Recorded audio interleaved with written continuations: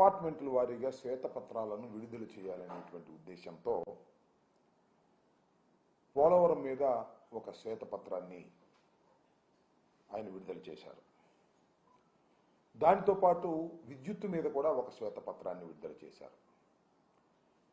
దానికి కూడా మా పార్టీ వైపు నుంచి చాలా క్లియర్గా ఆయన చెప్పినవన్నీ కూడా అసత్యాలని, ఆయన రాజకీయంగా జగన్మోహన్ రెడ్డి గారిని, మా పరిపాలనని దెబ్బకొట్టేందుకు, అన్పాపులర్ చేసేందుకు ఆ రకమైనటువంటి శ్వేతపత్రాలు, అసత్యంతో కూడుకున్న శ్వేతపత్రాలను రిలీజ్ చేస్తున్నారనే విషయాన్ని చాలా కూలంకషంగా పార్టీ వైపు నుంచి చెప్పడం జరిగింది.